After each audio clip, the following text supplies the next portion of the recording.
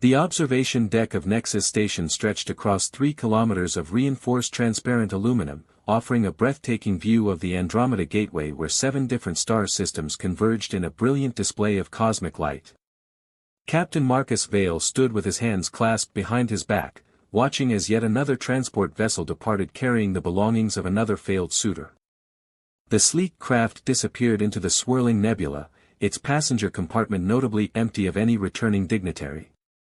Marcus adjusted the collar of his formal diplomatic uniform, the midnight blue fabric adorned with the golden phoenix insignia of Earth's diplomatic corps. At 34, he had earned his reputation as humanity's most skilled negotiator, having brokered peace between warring factions across 12 different systems. His lean frame and sharp features reflected years of military training before his transition to diplomacy, while his dark eyes held the intelligence that had made him legendary in political circles throughout the galaxy.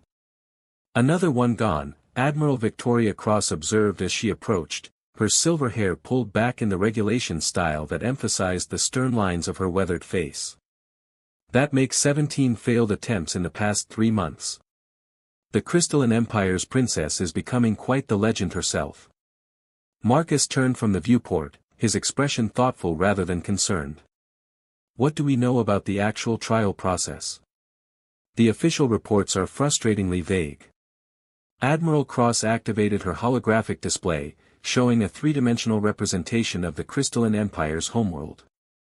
The planet appeared as a massive geode, its surface covered in towering crystal formations that caught and refracted the light from its twin suns. The Crystalline Empire has been remarkably secretive about their bonding rituals. What we do know is that Princess Zara has never been seen without her ceremonial veil, and every suitor who has attempted the bonding trial has either fled in terror or disappeared entirely. The hologram shifted to show statistical data flowing in streams of light. "The economic implications are staggering, Marcus. The Crystalline Empire controls the largest deposits of quantum crystals in known space. Their technology allows for instantaneous communication across galactic distances, and their healing crystals can cure diseases we haven't even learned to pronounce yet. An alliance through marriage would secure humanity's position as a major galactic power." Marcus nodded slowly, his tactical mind processing the information. "And the political angle? Why are they suddenly interested in forming alliances through marriage when they've maintained isolation for centuries?" "Intelligence suggests internal pressure from their High Council. The younger generation of their species is pushing for more interaction with other civilizations, while the traditionalists want to maintain their isolationist policies. Princess Zara represents a compromise between the 2 factions. She's willing to bond with an off-worlder, but only if they can survive whatever trial her people have devised." The Admiral's expression grew more serious as she continued. "Marcus, I need to be clear about what we're asking of you.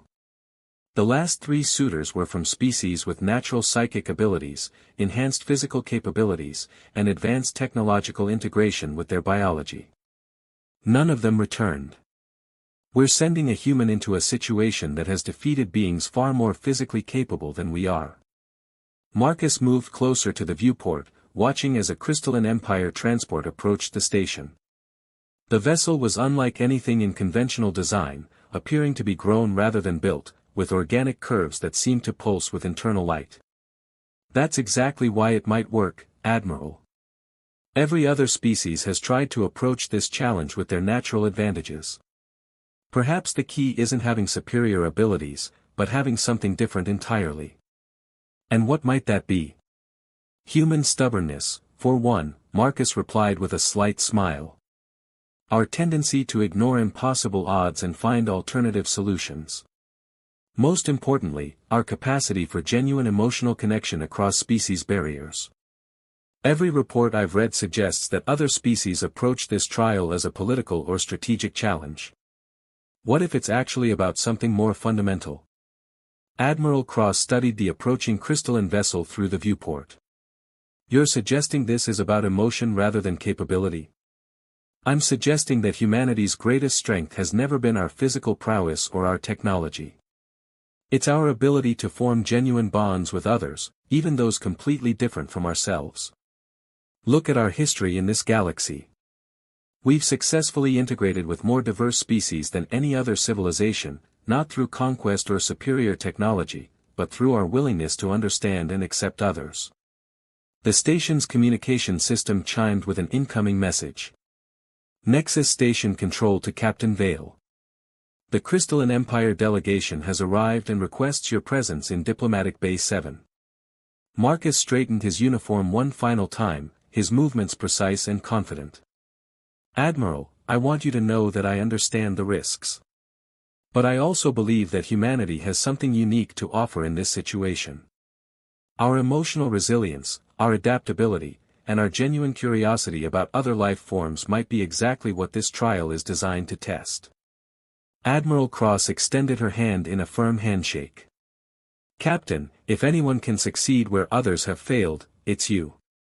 But promise me you'll prioritize your safety over political gain. We need you back regardless of the outcome. The walk to Diplomatic Bay 7 took Marcus through the station's multicultural district, where beings from dozens of different worlds conducted business, shared meals, and formed the complex web of relationships that kept galactic civilization functioning.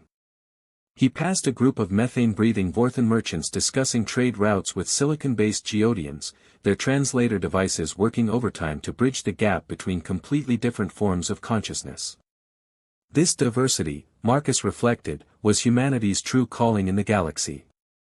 While other species excelled in specific areas, humans had become the universal intermediaries, the ones who could understand and communicate with virtually any form of intelligent life. Perhaps that was exactly what the Crystalline Empire needed. Diplomatic Bay 7 was a marvel of engineering, designed to accommodate the environmental needs of multiple species simultaneously. The atmosphere was carefully regulated to maintain breathable conditions for carbon-based life while providing specialized zones for other biochemistries. As Marcus entered, he was struck by the beauty of the Crystalline Empire delegation. 3 figures awaited him, their forms appearing to be carved from living gemstones. Their leader, whom Marcus assumed to be the High Chancellor based on the elaborate crystal formations growing from his shoulders, stepped forward with movements that seemed to chime like distant music. Captain Marcus Vale of Earth, the Chancellor spoke through a translation device that converted his crystalline harmonics into standard galactic speech. We have studied your species extensively since your request for diplomatic engagement. You are the first human to volunteer for the bonding trial of our princess. Marcus bowed in the formal style he had learned from studying Crystalline Empire customs. I am honored by the opportunity, High Chancellor. Humanity seeks not just alliance, but genuine understanding between our peoples. The Chancellor's form seemed to brighten slightly, the crystals embedded in his structure pulsing with internal light. Understanding is indeed what the trial seeks to measure, Captain. But we must warn you, as we have warned all who came before. The bonding trial is not merely a test of compatibility or political suitability. It reaches into the deepest parts of one's being, revealing truths that many find unbearable to face. I appreciate the warning, High Chancellor. However, I believe that truth, no matter how challenging, is preferable to deception or ignorance. If Princess Zara and I are to potentially unite our peoples, that union should be based on complete honesty and mutual understanding. The second crystalline delegate, smaller and more intricately formed than the Chancellor, spoke in harmonics that translated as amazement. Such directness is unusual. Most suitors attempt to demonstrate their worthiness through displays of power or technological achievement. You speak instead of honesty and understanding. Marcus met the delegate's crystalline gaze steadily. Perhaps that's because humanity has learned that true strength comes not from what we can take or dominate, but from what we can give and protect. I'm not here to prove my superiority over Princess Zara or your people. I'm here to discover whether two very different beings can find common ground and build something greater than either could achieve alone. The Chancellor and his companions exchanged a series of harmonic communications too rapid for the translation device to process. Finally, the Chancellor turned back to Marcus. Captain Vale, your approach intrigues us. The trial will commence at the next stellar convergence, when our homeworld's twin suns align with the galactic core. You will have 3 days to prepare yourself. We suggest you use this time wisely, for the trial will test not just your resolve, but the very essence of who you are as both a human and as an individual. As the crystalline delegation departed, leaving behind only the faint echo of their harmonic communications, Marcus found himself alone in the diplomatic bay. 3 days to prepare for a trial that had defeated 17 other suitors, each presumably more qualified than a human diplomat. The challenge ahead seemed insurmountable, yet Marcus felt a familiar surge of determination that had carried him through countless seemingly impossible negotiations. Human history was filled with moments when ordinary people had achieved extraordinary things simply by refusing to accept defeat. Tomorrow, he would begin preparing for a trial that would either secure humanity's place among the galactic powers or add his name to the list of those who had vanished in the attempt. Either way, he would face it with the stubborn optimism that had carried his species from a single world to the stars themselves. The stakes had never been higher, but then again, humanity had always done its best work when everything was on the line. The sacred bonding chambers of the crystalline empire existed within the planet's core, accessible only through a series of tunnels that descended through layers of living crystal formations. Marcus had spent the past 3 days in meditation and preparation, studying what little information existed about crystalline physiology and psychology. The journey to the planet's surface aboard the Empire's bioship had been unlike anything in his previous experience, the vessel responding to the crew's harmonic commands as if it possessed its own consciousness. Princess Zara's ceremonial escort consisted of 12 crystalline beings, each representing a different aspect of their society's philosophical framework. As they descended through the glowing tunnels, Marcus observed how the crystal formations seemed to respond to their presence, brightening and dimming in patterns that suggested some form of communication beyond his understanding. The escort maintained complete silence, their movements creating subtle harmonic resonances that echoed through the crystalline corridors. The preparation chamber where Marcus awaited the trial's commencement had been carved from a single massive geode, its interior walls lined with formations that pulsed with gentle bioluminescence.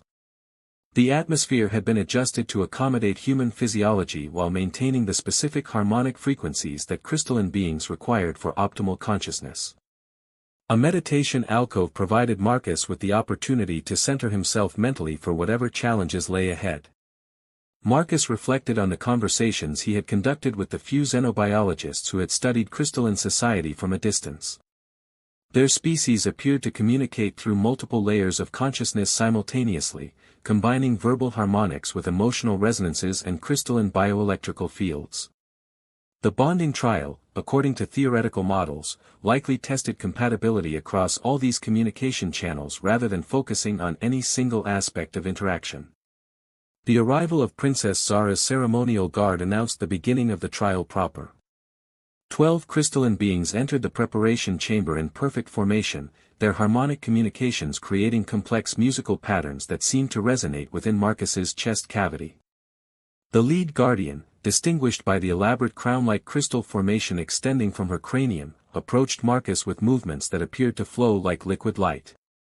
Princess Zara entered the chamber with a presence that immediately commanded attention despite her concealing ceremonial veil.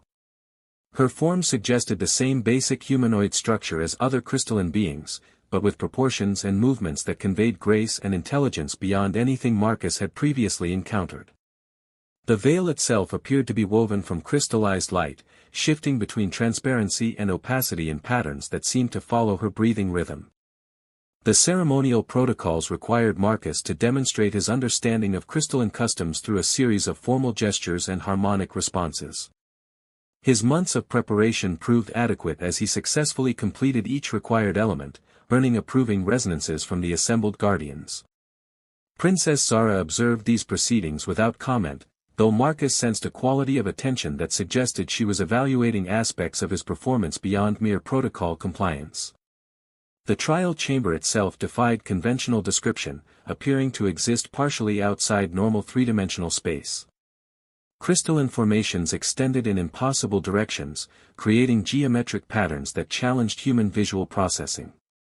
The chamber's acoustics amplified and modified sound in ways that made communication feel multidimensional, with emotional undertones becoming as clearly audible as spoken words. Marcus found himself experiencing synesthesia effects, seeing sounds as colors and feeling emotions as physical sensations.